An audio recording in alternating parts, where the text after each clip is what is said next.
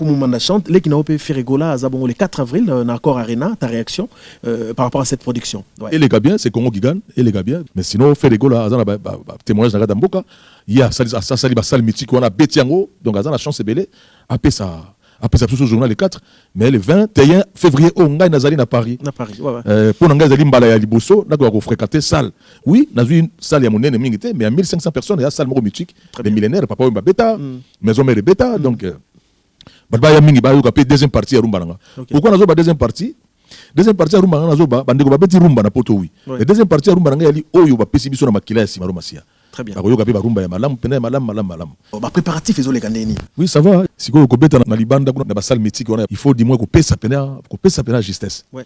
Alors on a bagi tout tika na ba concert. Oui, concert mo soke mariage ou bien anniversaire de Koken. Mais ba payant tout tika ngona pour raison ya ko travailler pena. Nzembo na nzembo ezana likamunango, nzembo na nzembo ezana justesse nango, nzembo na nzembo pesa pena likamunango. Parce que zali non stop ali nzembo sili muswekoti. Nzembo sili muswekoti. Na kati ya concert wana na yebi ke ba Socrate ko zala ba Céline ba Ibrahim Bangobila. Mais ozali na po ya Lutumba Ndo Manueno Simaro plus de 604 chansons. Alors on mixa on ngi na banzembo na parce que yo mo zana banzembo. Normalement dans l'ensemble to yegola ki na ebiso na ya fait papa Lutumba Simaro. Ouais. Tozaki na au moins 251 chansons, il y a ko pesa bilei. Mais auto préparé et comme déjà presque auto pesa il y a presque 60. Mais oui concert de Beta wana, il n'y aura jamais 30 chansons. Ouais. Mais to comme na niveau na ka poso mutalobi nzembo boye. Ko basenga ba nzembo. Au moins net VIP ko zala na so mutu mo sengi nzembo spécial. Donc carrément photo beta là. On mo to travailler mingi wana pour na raison ya donc to rater le côté. Et puis il reproche à elle que ndenge yo mona wengi ozobinate. On a côté na danse danger. Oh, au migolo makini ensemble. Danse danger donc c'est-à-dire naza ko obligé ko tia danser à la place pour une raison ya mona wengi parce que moni biso na wengi danse. Danse ko yemba discipline.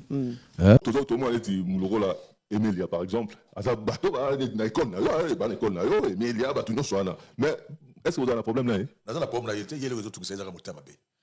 Pourquoi ali ko reconnaître na moyindo na kati et biso bato na kishana ba Kongo ba benga mo keto azali na keto azo boya même ko reconnaître la valeur ya mboka dans sa valeur bien sûr sa valeur ayaki après biso na ba wenge tout pesa que chance ba pesa que chance ba kolo tunanga bazoke ba bien voilà yo to mona ngo ego ça le problème là ezali motema na ezali moyindo motema na ezali ba be et là j'ai expliqué que d'abord vous avez un problème personnel le problème là yé atteint la linzaka te dans la tala qui va dire na talenga bia aza motema be donc aza na prudent un point bas aza motema be monsieur la raté nazaka na bien tozaka na bien d'ailleurs nakuta na konga na yebi ete tofana ete nakuta na makamba ba wengeta ba benga biso na maison mansa ouais stade bandeko be na kata wengeta ba zanga ba biya zaka motema be zana ba yele ngabi motema ba yo osala ni parce que ngale to ba ndenge mote ngaza na temple nga ngaza na ba yelo ya musique ngana sanga fa ye oza motema be na nini et ce que j'ai découvert en lui na otala ngabi yaza noir za motema be lelo pe moi na poisa ça a tout le makamba minene des fois ba tozo bateke popela lengo ya obeta concert na yo pas obeta na bataka créer jalousie dans la moto asala makamba ye ngaza ramo na yete ngaza pizza ba simaro na pizza ba wemba tant na kota ki na orchestre na wenge donc wenge yambaki nga na boboto wenge motezo kinga et voilà ba yo kota ye po asala pe ba rôle nga fa comprendre que ba ayi okuta ayi ko musala moko po ba ko ba manda moko zalaki ba bi ke sala pe makamba manda est-ce que ko makamba manda ko parce que masala ba test na ba voko na oui mais ezali ba benga ngo bon to ben so na benga ingratitude na mo ngabele mazali motema be akamata motema na ye akotsa pembe asala musana ye asala tanzemo moko parce que ngalo kana za na binzemo emele alors que tu ba ni be to tanga ngo na ye binzemo na ye te mais mokolo moko tena leka bisika na bino na ko pesa valeur na ye na place donc motema na ye moyindo na mabe ya keto a changé on a nzamba kokota na ye a changé.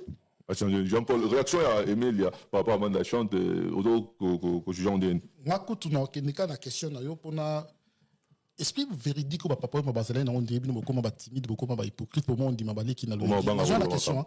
On dirait Manda Lelo, BBC Génération, parce que moi je me rappelle, Manda pour dire même la vie quand tu es allé chanter l'album, il y a Abeba à l'époque, il y a facilité. Mais pour tous les bons chanteurs. Et moi je pense que pour ça, il y a des bons mais bien comment la difficulté à la jeune vérité, comme c'est une hypocrite. N'a tout nos questions, moi on la vraie. Manda, le temps au ticket école na Wenge. Après toi, il y a eu des artistes qui sont venus à l'école na quel est ce chanteur dans Wenge ou Yomona qui a ça là relève bien au Yotikaki. Sur la France sans craindre insulte. En tout cas, pour l'angaï, na kuta na relève qu'on les athées. Mais bah ça me normal. C'est relève. Normalement faut pas zomayele. Il y a yebeli.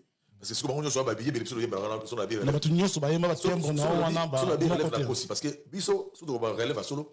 Elle la bato ba usala mafona biso ya mayele nyos parce que biso ce problème c'est éliminer. Ba le bio terroriste. Bon ba ceux qui terroriste. Biso ça ce que le la moi le ba voix nyos. parce que la chorale va faire voix sur Baxagnon sur la technique de Bassana. En interprétant, tu as chanté la mélodie Madilou, Pépé Calé, King Kessel Menea, Joli Mobiala, Redi Amis, Bastino Mobi, Total Babia, deuxième fois, deuxième c'est Bazaraboui. D'abord, il va rappeler on a bango. Si on a katoté. On dit que c'est l'interprétation de la bango, ti, aux yeux de la table de la bango. Dans une zone, il y a une question à Alain. On a tout le monde Emilia. Tout le monde va artiste va remplacer on a une pour la vocale na yo, tout le monde Emilia, tout le monde Gianni, tout le monde Ferré, tout le monde Lacoste. On va Kota Wenge.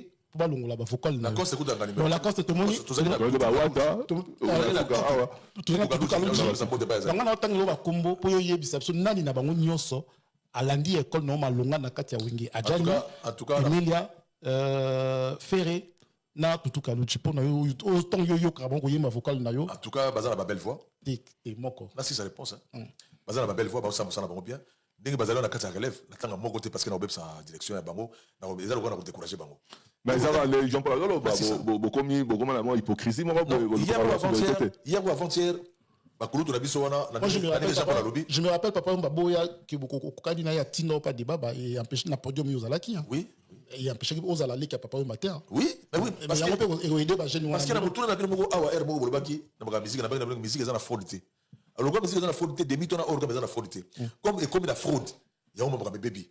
Parce que siko au mona fraudeur mo frauder parce que banano makambo derrière une musique les bino ba yibine boye mana harmonité voilà dans la table monté et ayibine dans ce pays là je explique que danse ne makambo donc otali courage na ko bébé ba plateau et mo sa roga bino ba fouter yene meilleur mais papa Congo wana batamayele ba ali ba yibine nani chanteur nani aventurier ga ko ta relève na web ça OK ko ta ngaba ko botanyo na nyoso en tout cas bazana relève il y a bien mais motema na bango ne mabé na bango tout wana na zo encourager héritier wata na zo pesa avenir parce que na moni na motema ya moyindo te motema noir azala mais le reste tellement comme on a problème na bango ya li bazala motema mabe et bazala ingrat on a connaissance artistique to la connaissance artistique bazala ingrat nani azali ki na bango nyoso na lobi yo tellement comme nyoso na tangi yo comme héritier a venir azo pesa bien parce que héritier azo reconnaître nani mukolo nani valeur o bazala kanda et si les points artistiques azo sala les points o bazala tellement sur bazala kanda moite ba wanga na ba valeur batu ba wanga na ba âge batu ba yana ba plateau na bino reconnaissance ya te ba yana ba plateau na bino tala ba oui o nani et puis sur tellement na suka o mona azala moi cité. Oh, dans la moi cité. On fait la moi cité, na comportement de moi. Ah oui. On fait la moi cité. En tout cas. Et puis camarade mo oui, alors déjà Paul Pamé d'ailleurs. Ba ko maka to fa daga be moto ma beleki. En tout cas, inchallah plaisir on a parti Guillaume lumière sur lumière et puis de sanité Mouskassa pour plein de grâce. Bandation ceux dans Nzembo Moro oyo, on a difficulté, il y a interpréter. C'est rigolo la chair de poule banda ba ndeo ya ba komate. Ba komi côté ni. On dirait avec Bongaki. Si vous ne comprenez pas, vous allez bailler, on a été dit. Voilà, on parler de mon sous quitter lui. Bon, ah, la terrain, ça va zater. Bailler, va quitter lui, wapi, bailler, wapi. Oh, ma misère, ça va si bailler. Et moi, ma mito, bailler, lui, wapi.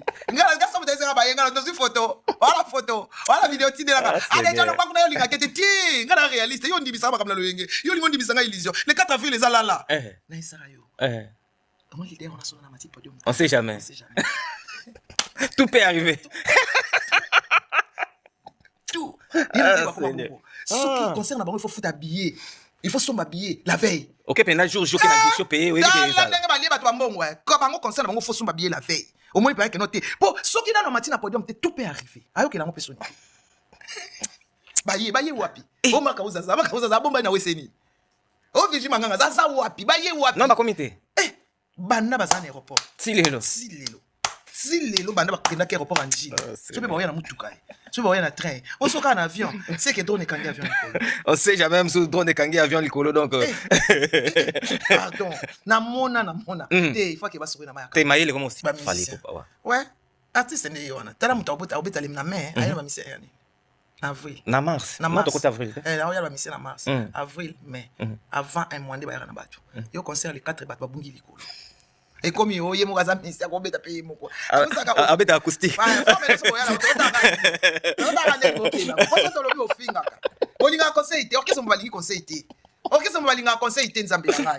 n'est pas possible. Dialogue. Parce que là, on a l'idée. Dialogue. C'est son quand reprocher mal Kambabé au fini. Bon, même pas de souka. C'est quand il va te faire Israël Moutou. C'est quoi ça ni héros. Il me semble que merci beaucoup Manik de John. Paniquete, vous paniquete, vous ratez concert, vous avez ça, vous avez samedi awa, awa liboso encore arena Ferrego la beta to na naturel ya za prêtre ba naturel Marlène Kasanga to zana awa ba obi ba do ba ngobi samedi za ngabo Marlène Kasanga on combattre oui samedi za la parce que samedi ekoleka bato oyo tozomona lelo ezali musicien moko azobeta c'est un italien la Fabien j'ai oublié son nom c'est un italien donc on nyonso bazokota awa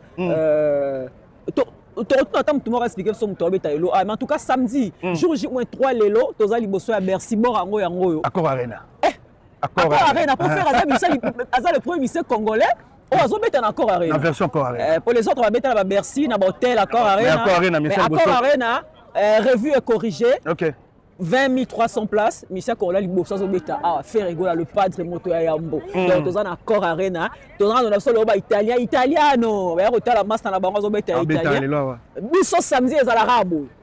Hein, David Ngali, le réalisateur le plus frais, le plus beau, le plus propre. Parents français. Parents français Nicolas, avec célibataire. Mesdames et messieurs, merci à vous, bienvenue à cette émission, dans l'émission promotionnelle Ferrego la jour J-3. Drapeau, merci à nos léopards parce qu'après 52 ans direction Coupe du Monde, on va fêter ici dans bateau tout balingaga léopard net tozali banda mobondo samedi na Accor Arena tozala drapeau na kiboko boya to fêter samedi na Accor Arena fête à munene pour la qualification na biso la Coupe du Monde on dit que la délégation est belé partout dans le monde bauti partout partout junior louer délégation et outil de partout obi le na kutana docteur moko ayabisinga azara na matadi donc akomika le na tongo abinanga ayeka pour na concert ya Accor Arena ya Ferrego et puis lundi azongi matadi coopérer ba maladi na un hôpital donc Suisse Allemagne Canada États-Unis Afrique du Sud Manangola, en tout cas, délégation et outils de partout,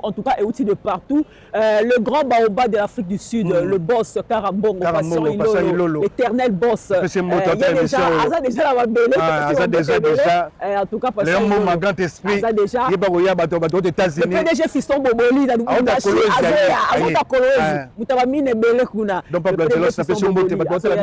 Eric Wawa, le mystérieux, Eric Wawa, Nabi Ketokutana, Papa Bangwa, Yabataglo, Yabapol Mwamba. Dans ces missions, nous avons une émission Souka.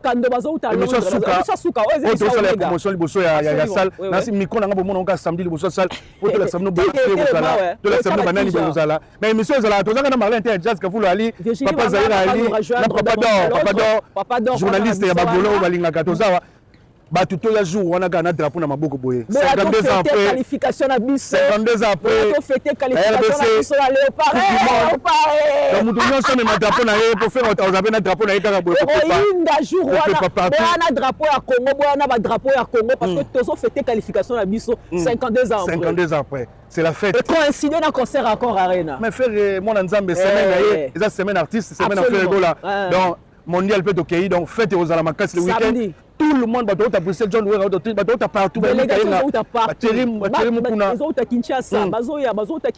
forte délégation. Honnête Chibambe, femme d'affaires. Et puis, Azoya Yemorote. Honnête Chibambe, Azoya na Mobangue na délégation. Il y a un batunion, hôtel. Babi avion, hôtel, séjour. Après même dans une soirée. Honnête Chibambe, femme d'affaires. Azoya na Mobangue na délégation. Azoya à Kinshasa. Donc, wabeto oli solo te to bona biso wabeto oli solo te wabeto oli solo te nasi Paris préparez-vous parce que jour J-3 nasi après on a peut tomber tout et par Rax au restaurant Rax. Merci beaucoup donc toujours devant la salle nous annonçons que l'équipe qui gagne l'équipe à promotion tous en Virginie Manganga il y a un artiste Kinshasa Jazz Kavulo à Otiko région de Bisso Papa Dor Pazoya tous à Virginie Obige ozomona Simandeza bonsoir oui bonsoir à tout le monde bonsoir Kinshasa bonsoir Londres. Bonsoir Bruxelles, bonsoir Suisse. Nous sommes à Paris. Simanabiso est à place au Ferrego là à redéfinir musique, la rumba congolaise le 4 avril. Les jours sont comptés. Déjà, ça sera dans 2 ou 3 jours comme ça, évidemment. Donc, nous allons célébrer la trajectoire remarquable de l'artiste Ferrego là qui fait partie. Il y a meilleur, il y a rumba congolaise, il y a meilleur, il y a Afrique. Jour en Weza Rwanda. Voilà. Merci beaucoup. Waouh, je vois. Journée à la place ou bien là banote eza mukie faire obeta koleka italien wa zobeta italien tabandi pena to mona bandundu to mona bakoka to mona do batu bakufa ba kolamuka po ba koka mungongo ya Ferrego là to mona donc ba métis ba noir ba tutu ba ozala wana ba dotela yo Virginie Manganga toujours. On va dire bonsoir aussi à Jazz Kavou le Marlène. Merci. Bonsoir Papa Zayo sur la malaise. Merci leader à Naturel Marlène Kassanga. Et bonsoir à Papa Dor, bonsoir à ma mère, puis à Papa Mapassa, donc c'est vraiment un plaisir. Et grand merci encore une fois à David Angali, où a une surprise de vie, où a Moussala Kitoko, donc parmi les réalisateurs le plus concret et sérieux. Le plus beau, le plus frais. Ouais, et puis c'est un jeune parent maintenant. Jeune parent français. C'est non, c'est pas là, on a un peu Simanayo, et puis on peut s'en avoir réaction. Ah, Tozali, Liboso et Accor Arena. Accor Arena, les Lopé concert Ezali, c'est un artiste italien, Mutazo Beta. Tant qu'on a déjà image, et son dernier pour un concert à samedi, jour J-3. Déjà, on a raisonné, les gens disent Baba Reza Nzinga Nzinga Kotoné Baote Kana nous jouons. Parce que mon histoire, il y a concert, mais il faut aller au Libanda, base la table sur le plus, il faut beaucoup Tanzania Moko. Donc, ça la recette, il y a Sango. Peut-être que mon dernier temps, attention, on va avoir café qui est 3 €. Mais ça, Bazaïwa, et tout le public, Bagoulois, la bonne musique.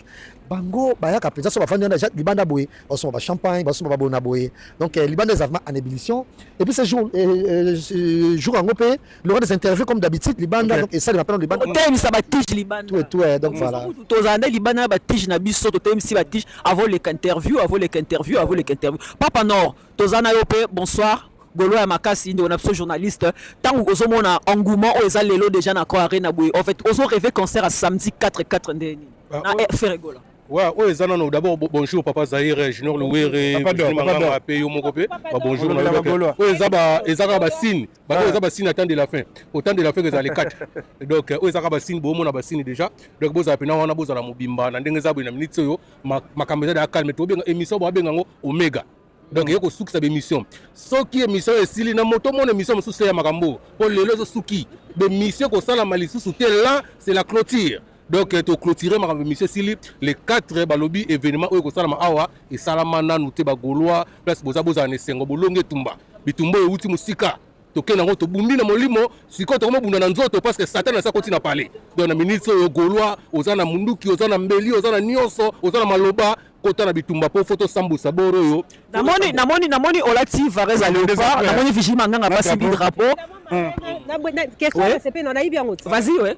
Donc, depuis Tokendaka, Coupe du Monde, 52 ans après, et voilà aujourd'hui la RDC qualifiée. On dit que chance soit outil à travers Ferregola. Bien sûr. Donc, il y a histoire.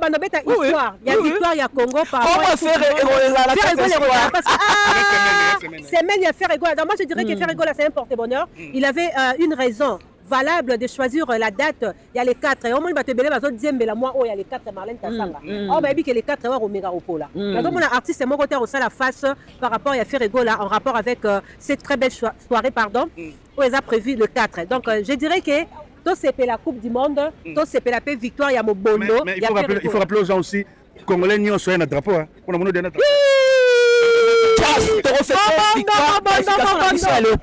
Ouais, donc vraiment, quand félicitations, je suis athlète tout. Chancel Memba, le capitaine.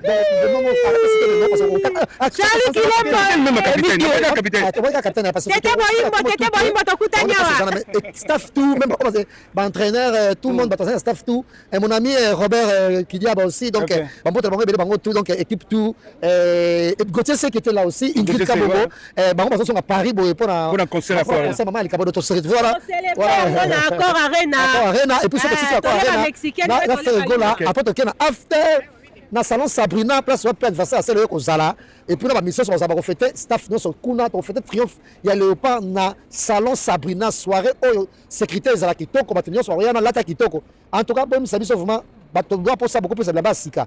Boya wana boboka on peut na ba tout pour la soirée faut pas te rabila mbasi bon attends kala moko tsango pressing les informations sur sika ça là bien ça peut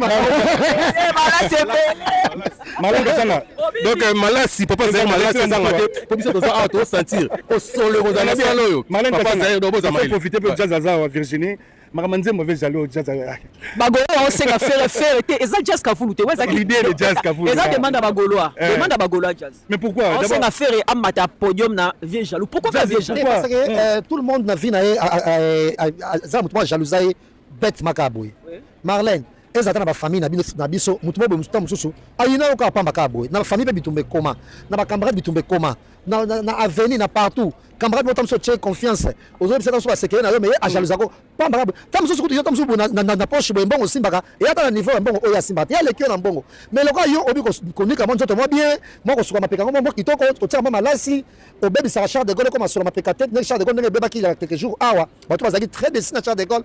Voilà, mais au moins camarade ayina oka pamba kabwe yango munyo so azana vie jaloux na ye yango ne ba nsusu pe alingi président Fatite o président Fatite mutu ozo mériter soutien na biso nyonso peut-être mamba boto monango kala le pas pensa bo parce que l'équipe nationale et que na mtema nyote mabe moko boye. Bon, c'est passé. Jazz, à t'entendre parler, ce qui fait rigolo à Zoé Banzembo est jaloux. En fait, Gologno Sazawana a quand ça jaloux moi ya vina. Quand ça jaloux, n'a pas mourir il y a la bonne musique. Parce qu'il n'y aura pas que des Gaulois.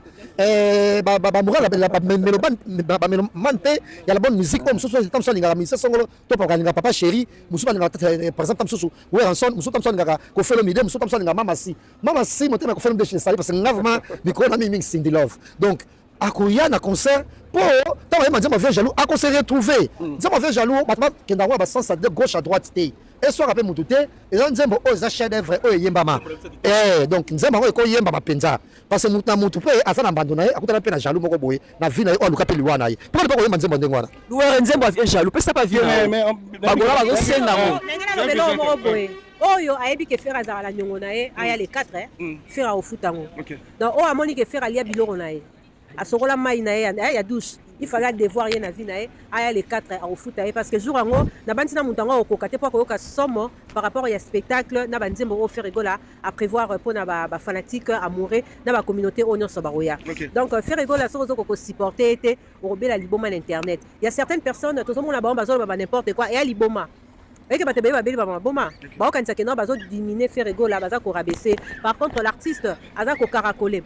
Et je dirais que cette soirée va permettre aussi à l'artiste de s'envoler encore plus loin. Pourquoi? Parce que production Oyo, producteur va belé. Comment il va chanter, comment il va s'habiller. Et du coup, on proposer salle et belé. Là, on peut après faire un stade. Il y a Londres, il y a Bruxelles, il y a Paris, il y a Suisse. Alors ça peut être tourner dans un stade. Et on a sous saleté. Pourquoi? Parce que a remontré capacité artistique nae, popularité nae. Donc bataille ba polémique exacte. On voit ça polémique na faire Sombandaku, Beta Bercy, hein, P Lamborghini, Beta Accor Arena et puis voilà quoi. Bercy si ba Beta ngo ba suka na. Permettez-moi, Bercy est en capacité à 20 300 pays. Voilà. Donc on va faire la polémique Beta Bercy, ça doit faire à lobby. Beta Accor Arena, Beta Accor Arena. Tout à l'heure Marlène a pas dit aux réaction à nani à pas ça. Mais nga avant to koma wana, na expliquer na boye parce que tout le monde est abonné.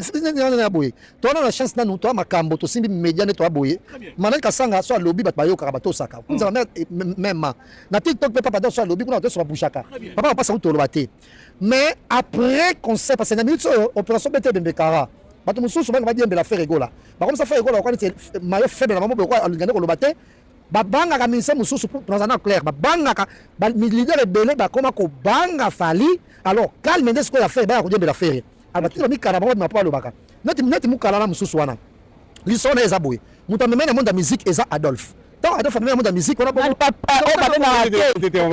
pas citer les noms jeune aye ceux qui concernent l'équipe les émissions cite pas les noms de tout le monde opération ça bête de Kara ba mususu ça kufa on va nganda se ko na komba faire po batu mususu fina bango so kaka ata na poto kaka ko kumisa ka batu on telemela on s'expliquer tango sikoyo Adolphe amkolo abandi ko kanga makasi na faire atinda kaya akino somba dendo po répétition soki baza na répétition siko so tango kena dendo akati dendo akoya munoko mafuta donc alia dendo a faire alia ajoti dendo jota dendo papa hervé faire est changer siko idéologie faire komi ko kata bula dendo te babulo sa dendo ya na mobimba to kata lango awa ko ino so ina faire yango oh ina faire pour na dendo on tala na niveau mutu som tabon ba matisa ye na profiter toujours parce que ngana mutu otbe ba linganga mais ezana click moko ya bato bimbaki ya bana singi musala ko tonga nga ko kritika nga on va expliquer ko kritika nga ko tonga ko rabesa nga na ba place ba masanga na banganda ba senga masanga bana singi musala benga bazaki desi na ba parole na parce que c'est toute une communauté et bazaki neti blessé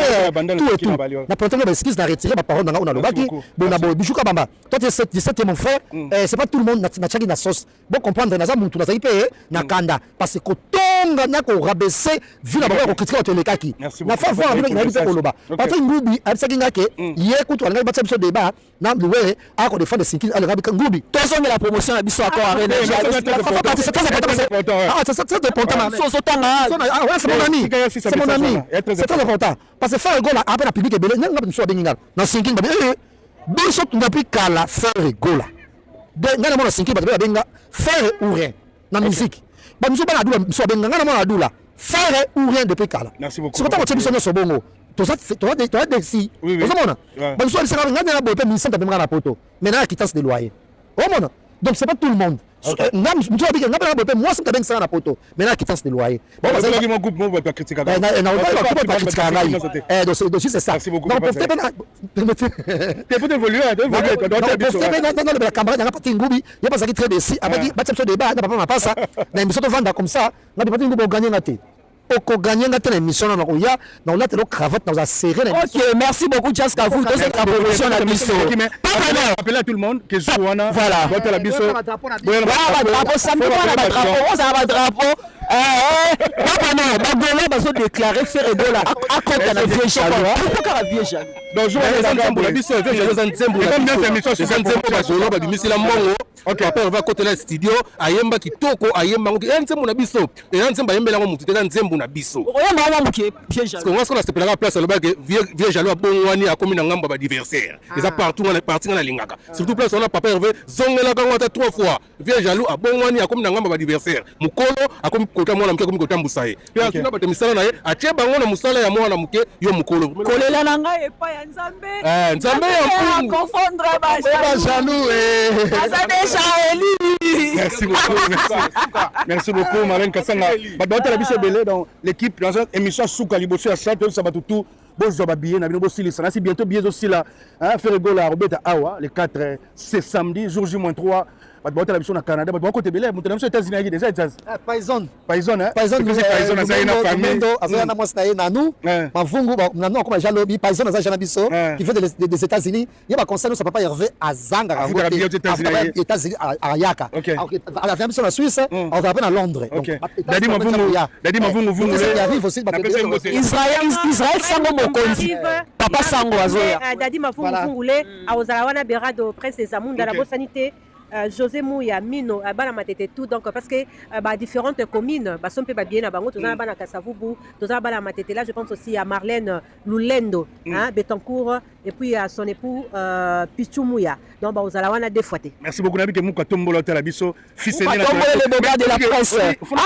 fils aîné de Golo na Jobour émission to la teki toko jo wana photo et bimi ndomboli na pese mbote mais ba doit d'abord émission ko debe no salon polémique maintenant ba moni ngote émission za Ali on est code 16 états surprise numéro et banaté après on va muta ba surprise voilà quoi jour bima et banaté parce que émission oyo eleki album pornographique na succès oh Manganga mokonza ba mama bandelo wana oyo eleki album pornographique na succès parce que mutu normal tchata lettre B tchata C X so betonga ezanini X a pamba de jengo ba bolumbu c'est pas ça yo kangote bala mikeba yo yoka tepo eza l'éducation moko te voilà c'est simple Jaska Vulo émission za Virginia Lobis what is that code says tiens ba toute émission ça photo ya pamba et sali succès koleka siko ba toute émission ça ngala tu que papa Hervé question tuna ke papa Hervé ozo sala ndenge ni obeta na ba arena boye on te belete to bi ba beta ba arena ngo parce que ba sala ko diembela bana poto ba ba to beta misiki ya poto par exemple mususu po beta ba arena so imba na bubate betam so beta pa arena jamais so tam so diembela ki da juta présenter ba nino ba bona ba beta arena pe jamais na fina mais yo sikoyo mbali boso kasa soldat il y a vrai soldat na Dilas Arena c'est yom to sala yango mais or yo ba fitiri na ba nouvelle génération o baza six ko nino o yimbi na ba to fitiri na bango te sikoyo comment assurance wana ya ko sa ba plan na ba okena ING Arena ba mona donc combien modèle wana ba to nyonso Bruxelles bouchaki ba kambana so Bruxelles ba oza ba restaurant ba zo mitu na ba malewa tout na ba Nigérien na ba Côte d'Ivoire na ba Camerounais na ba Guinéen babina ba mona ngo te depuis musique à Zaire banda ba donc ba yo beta ba concert à bongo ba rena bongo sans qu'on kangama na ba daju sans qu'on na ba daju ça bango fitri ba la ba jeune génération o beta ngo ndenge ni ba rena bongo réponse c'est ça qui est ça maman likambo bozela émission malé nous yo tuna questionner ngai na tunaki papa Hervé Ferregola le padre le roi de la rumba congolaise na papa Hervé pour la nilité kozalaka na producteur moko a produire na ba tourner nyonso oza robeta Accor Arena Londres Afrique du Sud et tout mais réponse au fait la pesa kinga alobi Marlin Kasanga ya faute na ngate naza beaucoup plus sollicité ba producteur ebele bazo sollicité nga il faut na satisfaire ba producteur nyonso yango mona à chaque concert ezala na producteur nango mo spécifique parce que ba producteur baza ebele kuta lobi que ba producteur misusu aboyaka ba proposition na bango parce que ba leki ebele donc toi on vouloir y était tant tout monde azala ba na ba différents producteurs pour ba différents événements c'est parce que il est beaucoup sollicité il est l'artiste le plus sollicité en ce moment na mboka biso Congo na ensemble des actes ba preuve ezo mona yango moni à chaque producteur na chaque événement so il fait raconter na nzembo ya vieux jaloux et ça manque pas de respect vis-à-vis à Werason musique et kokata après soit chanter nzembo musique et zongi c'est spirituel nzambe t'a inspiré ngai lokona loba et ça message na petit ferré kota na nzembo no mususu kota na ba anga ba yenga na itambwe anga ba lenga na 24 anga kota ta nzembo wana mais so kota na nzembo ya vieux jaloux et ça nzambe t'a inspiré na pesa message oyo musique et kokata minda lumière et kokufa na kati ya salle ko yo ko na ne bon ko pa ba on ba lobeza parce que sankarazo ya ko sankanta lo monte gouffre taloba keno goloise mutu na mta kipe mama musique na ye mutu na mta na ba fan na ye o obeta concert bo kendete gouffre le goloise t'a pesa message wana ba image ça sankara ye kana réplique Sankara ye kana réplique parce que ba banda yango Sankara lobi mabeta lobi ka toko yate bon à s'abstenir na ye yo on va vouloir par rapport à quoi Sankara lobi ndeni toko yate yo lobi ndeni à s'abstenir kaka yo lobi ndeni kaka muta lobi ka yana yate bo on vouloir répondre yo bo bibo yate ngape na yate bongo yo na zo poser ba question à journaliste ngana yana ngate na région de Sankara ngape na yate ngape na yape nate papa maman et puis ba fan génération berceau ba spiritas ba wari ba zu pena ba fan ebele we na bwakaki olinga to salisana ba wari fali pupa kolinga to salisana ba spiritas héritier watanabe non ba te belé c'est que ba okete to ba spiritas génération berceau ba mais tu fais ba ta fabrication ba okende bata we bana we fabrication mo uta beta conseil na Lyon 50 personnes ba Simba Paris Fabrice habite dans Lyon 50 personnes. Oui, mais quand on Fabrice arrive dans la mission, il y a 50 personnes. Au salaire, ok, n'a été. Oh, wapi. Ouais, il y a qui dans la mission, il y a tout le monde qui m'a gaboué. Habite dans 50 personnes. Yo, salaire. Non, pas mambolo. Que non tout va.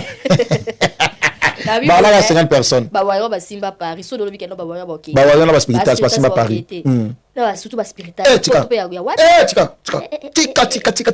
Ouata la Fabrice. Oh bah tu vas le non, ouata la Fabrice concurrent. Fabrice la bête à toi l'impact total. Ndo achaka Fabrice pa concurrent wata. Namona neti kongola imama musique te. O no tcha Fabrice concurrent wata. Ata yomoko. Concurrent ya wata actuellement la musique congolaise et ça la ferré. On s'en prend concurrent ya wata et ça ferré. Mais ce qu'on fait wata a un avancement par rapport à l'organisation, c'est-à-dire soit il y a pour tout les musiciens, il y a une forte délégation que les ferré. Vous êtes d'accord nanga ou pas? Si, les